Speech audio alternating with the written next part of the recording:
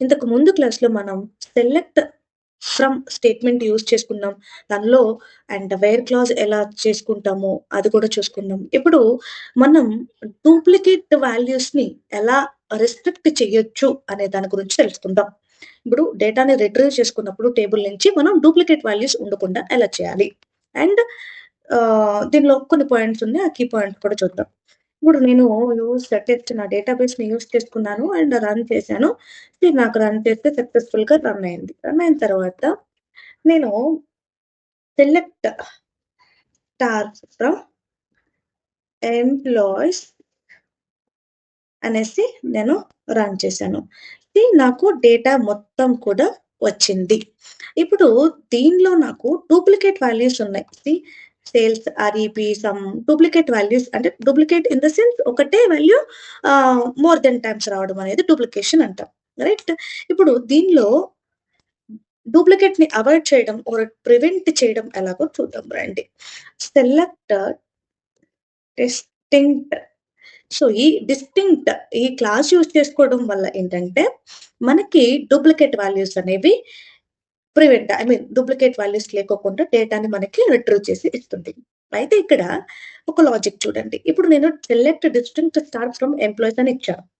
Employees అని ఇచ్చినప్పుడు మీరు ఈ డేటాని గనక అబ్జర్వ్ చేసినట్లయితే, మీరు డిస్టింక్ట్ యూజ్ చేసినా కూడా ఇటువంటి డూప్లికేట్ వాల్యూస్‌ని కూడా అది రిమూవ్ చేయకోకుండా సేమ్ యాస్ ఇట్ ఈస్ డేటాని ఇచ్చేస్తుంది. అది ఎందుకో చూడండి.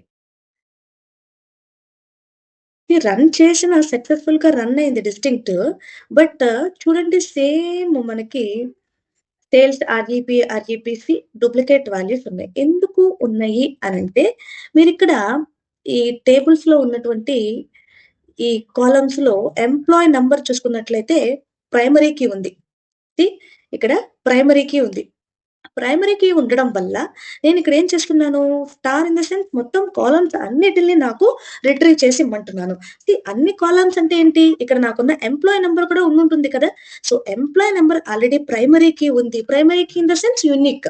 సో, యూనిక్ వాల్యూస్ ఆల్రెడీ అది ఇస్తుంది. సో, డిస్టింక్ట్ యూజ్ చేయడం వల్ల మనకి యూజ్ ఎటువంటిది ఉండదనమాట. రైట్? సో, అందుకని సేమ్ వాల్యూస్ ఇస్తుంది. మరి ఈ డిస్టింక్ట్ అనేది ఏ టైంలో ఉపయోగపడుతుంది?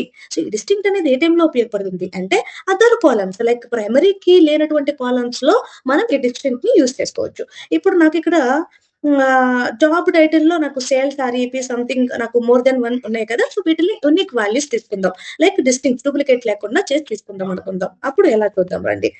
జాబ్ టైటిల్ అనేది పెట్టి రాశాను.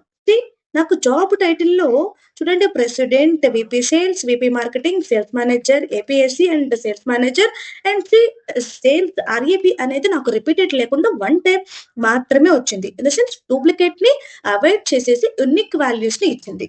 సో, అది డిస్టింక్ట్ యొక్క యూజ్ అనమాట. సో, డూప్లికేట్ వాల్యూస్‌ని మనం రెస్ట్రిక్ట్ చేయాలి ఆర్ ప్రివెంట్ చేయాలి, అవాయిడ్ చేయాలి అని అంటే గనక మనం యూజ్ చేసేటువంటి క్లాజ్ ఏంటి?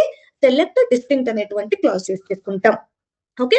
అండ్ ఈ డిస్టింక్ట్ అనేది ప్రైమరీ కీ ఉన్నటువంటి కాలమ్ మీద యూజ్ చేసినా కూడా అది పాయింట్‌లెస్ అవుతుంది. అంటే ఎటువంటి చేంజెస్ లేకుండా వచ్చేస్తుంది. కరెక్ట్. అదర్ కాలమ్స్‌లో మనం డూప్లికేట్ లేకుండా చేసుకోవాలంటే డిస్టింక్ట్ యూజ్ చేసుకోవచ్చు. ఓకే. దీని ఎగ్జిక్యూషన్ ఎలా ఉంది అనేది చూడండి. ఎగ్జిక్యూషన్ ఎలా ఉంది అనంటే ఫస్ట్ ఎక్కడి నుంచి వస్తుంది? మనకి ఫ్రమ్ క్లాజ్ నుంచి వస్తుంది. సో, ఫ్రమ్ క్లాజ్ అయిన తర్వాత మనకి సెలెక్ట్ ఒస్తుంది. సెలెక్ట్ తరువాత డిస్టింక్ట్ ఒస్తుంది. అంటే ఫస్ట్ ఎంప్లాయీస్‌లో ఉన్నటువంటి డేటా అంతా కూడా ఫస్ట్ అది ఏం చేస్తుంది రిట్రీవ్ చేసుకుంటుంది. రిట్రీవ్ చేసుకున్న తర్వాత ఏం చేస్తుంది? సెలెక్ట్ జాబ్ టైటిల్ తీసుకుంటుంది. జాబ్ టైటిల్‌లో ఉండేటువంటి మొత్తం వాల్యూస్ అన్నీ వస్తాయి. వచ్చిన తరువాత డిస్టింక్ట్ ఏం చేస్తుంది? దానిలో డూప్లికేట్‌ని అవాయిడ్ చేసేసి యూనిక్ వాల్యూస్‌ని మనకి డిస్‌ప్లే చేస్తుంది ఫైనల్ రిజల్ట్ సెట్‌లో. ఓకే. ఈ విధంగా ఫస్ట్ ఫ్రమ్ ఎగ్జిక్యూట్ అయ్యి, తర్వాత సెలెక్ట్ ఎగ్జిక్యూట్ అయ్యి, తర్వాత డిస్టింక్ట్ ఎగ్జిక్యూట్ అవుతుందన్నమాట. ఓకే.